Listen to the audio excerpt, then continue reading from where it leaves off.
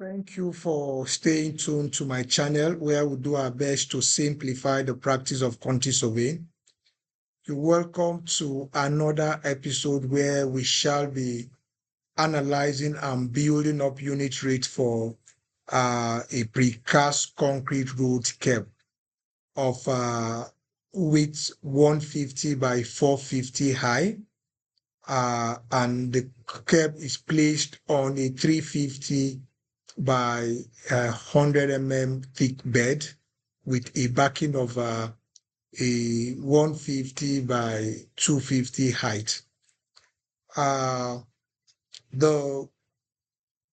basic things you needed to consider when building up unit rate for precast concrete kerb is the cost of excavation, the cost of the concrete for the bedding and the backing, then the cost of the kerb itself, then the mortar for the jointing and bedding, then lastly the cost for the cutting discs that we use to cut the kerb wherever it is necessary.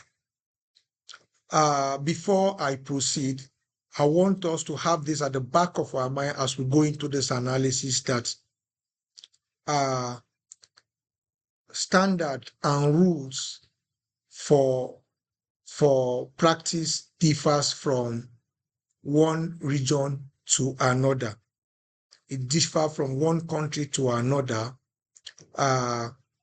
There are countries where you are expected to build up your unit rate. In your unit rate should include excavation, while there are countries where the excavation is treated separately, while the other constituent that makes up that enables you to lay the kerbs is treated separately. But because I have a wider audience, not limited to the country where I am operating from, I am going to include the excavation. So if the excavation is treated separately from the standard documents that you are using for your practice in your region, then you treat the excavation separately. But if it is all inclusive, then what I am about to do will suffice.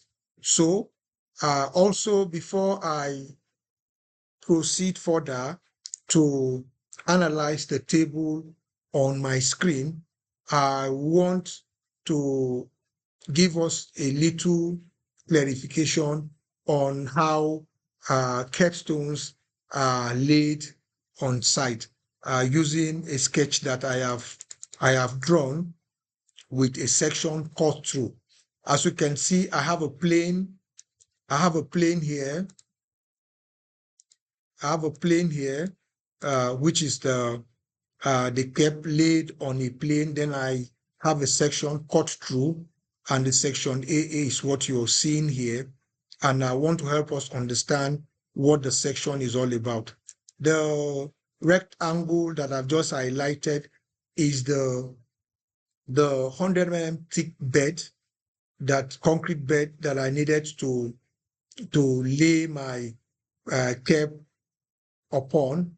Then also the upper triangle with a chamfered on the edge is the capstone, while the triangle behind is the backing.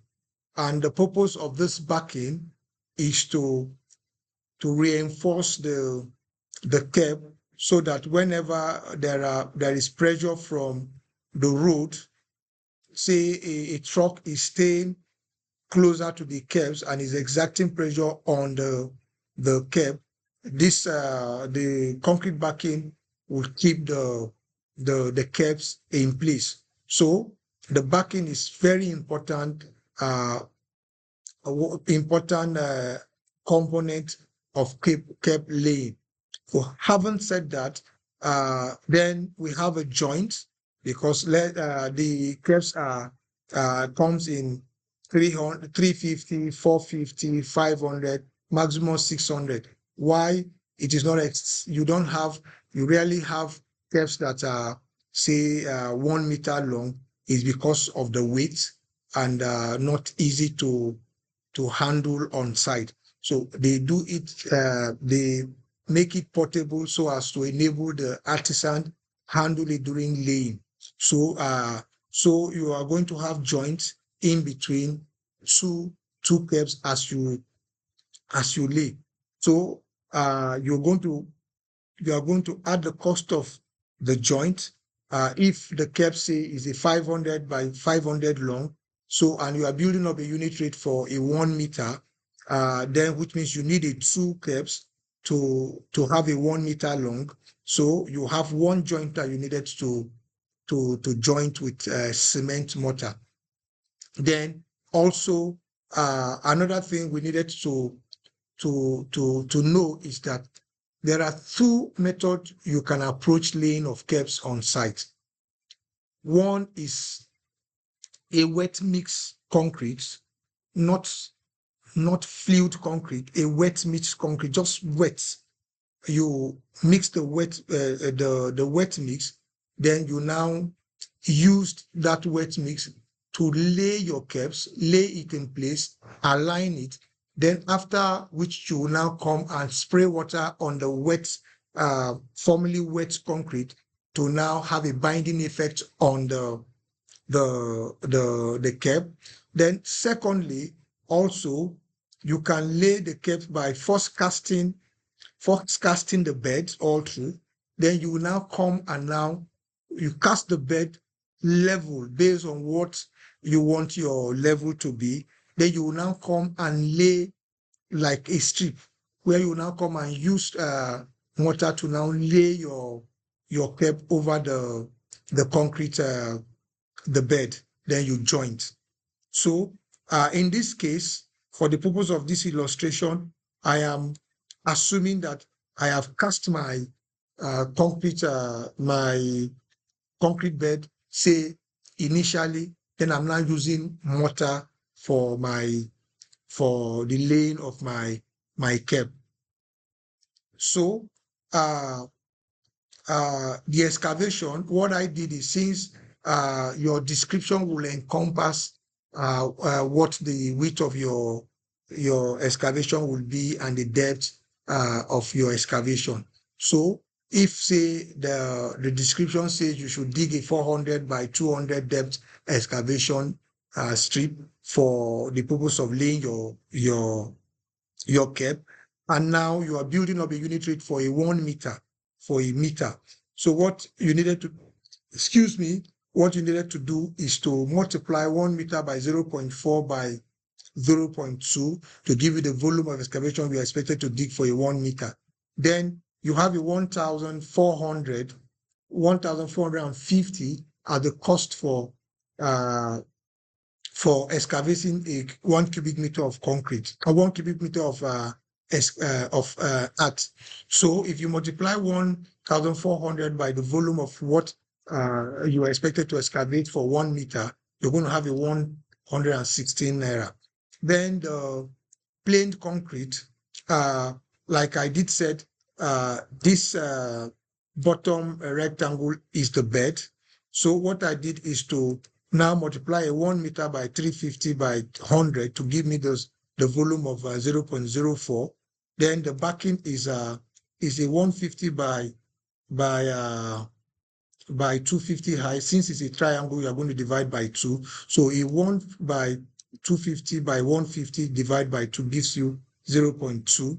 Then if you sum it together, you have the volume of concrete you're expected to use for 1 meter at 0.05.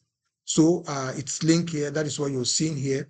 Then the cost for your concrete, because you have built up your unit rate for concrete, so there will be no point you making your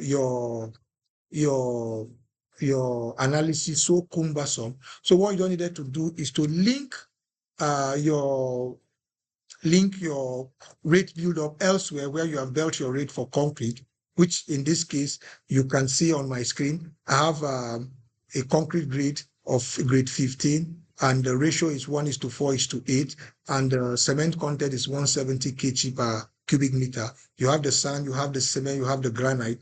Then the material cost is 51,943 2 kobo, while the labor cost is 5,600. 5,600. So if you sum it together, you have 57,543 2 kobo. So you bring it to the column of your unit rate. You multiply the rate which you have brought forward to by the volume you expected to use for a 1 linear meter of Kerb.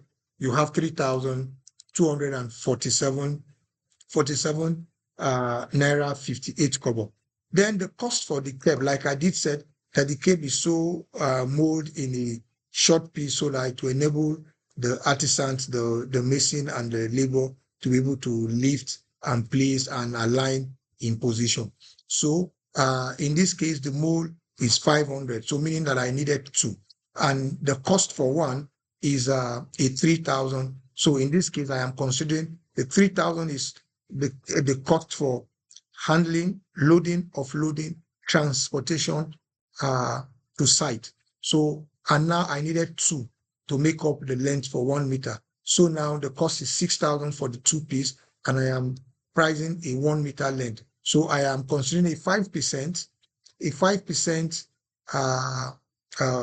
losses as a result of handling. Some could get damage during the cost of handling. Some offcuts that cannot be used when you have cut some half to fit in a place where you needed them. So I am considering a 5% for all of those waste. So if you multiply, you have a 6,300. Then also I want to let us know that the 5% I am considering for the concrete is the workmanship waste, because other waste that I needed to consider, I have considered it in my rate build up. So the 5% you are seeing here is during the cost of casting, transporting the concrete from one place to another. They could cast and there are excess that there are no places to use again. It will be thrown off and all of that. So I'm considering 5% waste. So the mortar also, I treated it as the way I treated the concrete. The mortar, I have already the description is that the mortar bed that I'm going to lay my concrete step on is a 12 while the joint, this is an assumption in this analysis, is a 12 while the jointing also is a 12 So since I have a unit rate that I have built for a plaster of 12 thick, I immediately brought the unit rate here. Then I now computed the surface area of the header of the Kerb. Also consider computed the surface area of the bottom of the Kerb, which is a 150 by 1 meter, while the header face of the Kerb is a 450 by 150. So that is what you're seeing here, 1 meter by 150, all plus 450 by 150 to give me the square area of the mortar. So, and I have my unit rate for a thickness of 12 surface area already. So I multiplied this by the unit rate. I have 167 naira 43 kobo for the mortar I'm going to use for joint and bedding. Why the diamond, the discs, the cutting discs, concrete cutting discs, like I did said in the last episode, my last episode where I treated precast concrete paving, I told us that it is always very important that you keep record of your past experience in a work site, so as to enable you take some decisions that you cannot put a computation to. So I now said, from my past record, since the kerbs are something you're laying in a very straight line, and you maybe from time to time meet some joint. Mostly when you have coughs, that is where probably you're going to do a lot of cutting. So I now say, for a 70-meter length of kerb laying, I needed a 1 diamond concrete cutting disc to cut whatever half joints that I need within that length. So what I did now is to divide 1 diamond disc by 70 meters to give me the portion of the diamond disc that I'm going to consider for a 1 meter. So, and the cost for the diamond disc is 8,000. So if I am considering the portion of 0.014 as the diamond disc that I needed for a 1 meter, so I now multiply it by 8,000. It gives me 114 naira 29 kobo. So if you sum up all the materials that I have just computed above, including the excavation, I'll be having 9,945 naira 29 kobo. While the labor that I am considering here is the labor cost for the laying of the kerbs and jointing alone, because the cost for casting the concrete and the backing have been considered in the build-up rate for the concrete. And if you add the 800 to the 9,945.29 kobo, it will come to 10,745.29 kobo. This amount is your dry cost, like the cost for material and labor, excluding all your profits and overhead, and excluding your preliminary that you're expected to treat separately from your standard rule of engagement. So having said that, if I've been able to throw light to your understanding on how to build up unit rate for a precast concrete road kerbs, please leave a comment on my page. Above all, if you are just watching my video for the very first time, don't end this video without clicking the subscription button. And if you have been following me for some time and you are yet to click the subscription button, please do that to encourage us to continue to serve you better. See you in my next episode. Bye for now.